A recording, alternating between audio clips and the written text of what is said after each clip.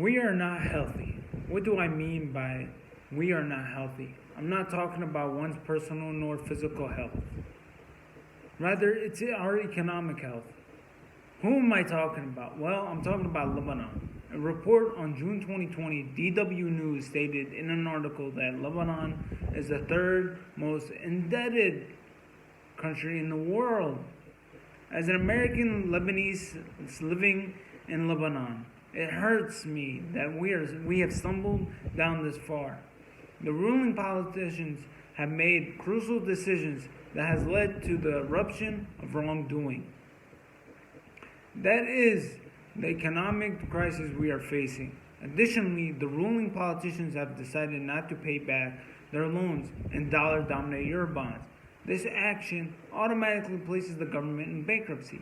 To understand what is happening to our government, we need to know what is bankruptcy, who is bankrupt, and what caused Lebanon to be in this situation, and is there even a solution?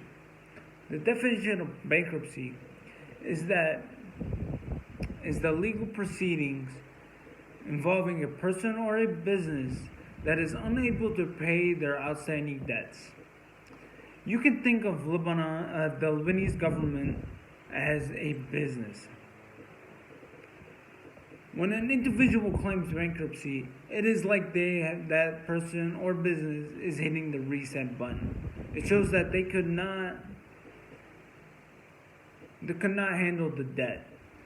This is the case for Lebanon. Lebanon overspent atrociously on loans to pay for overpriced projects, with the majority of those projects being incomplete.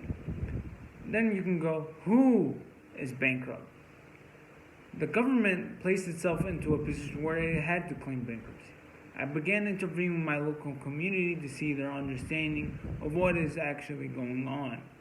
The misconception of people is that people think that the central bank was the reason for the government to go bankrupt. In reality, it was the government that put itself in this situation. The greed overpowered the good and left us where we are today. The corrupt government will never know when enough is enough. After taking loans from the private banks at high interest rates, the private banks had no more liquid cash to loan the government.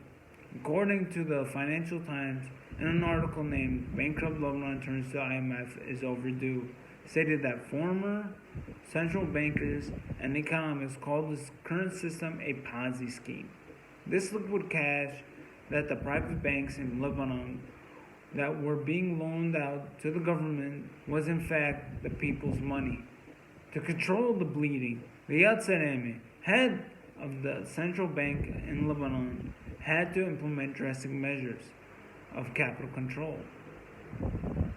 One of these drastic measures was that depositors, or the people, had no access to their savings or money placed in their bank account. All these restrictions were to save the economy.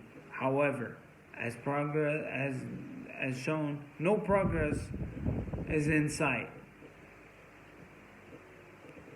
What had Lebanon done to go bankrupt? To begin with, the Lebanese government overfunded the branches of government. Additionally, the government did not pursue basic municipal problems that the country's infrastructure and the surrounding environment were facing. The first step on the ladder of the supposed Ponzi scheme is the biggest step of them all, the high interest rate. The high interest rate are usually used to slow down growth and gross domestic product, or GDP. Due to the high interest rates, people began to put their money into the banks as a reassurance for a rainy day. The rainy days are here, and all the money is already down the drain. There is a solution, but of course it was rejected. Guess what?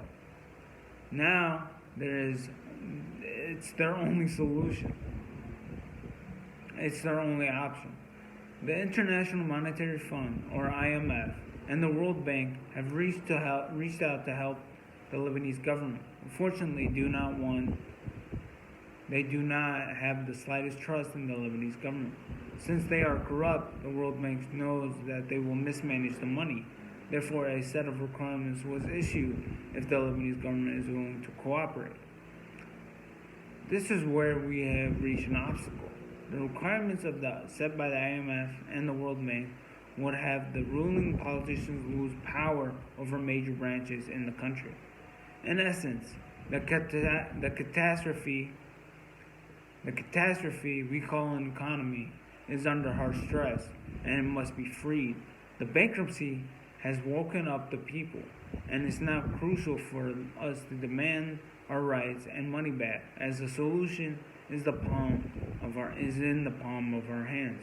However, the current politicians are stealing it from us before we can even grasp it. Thank you.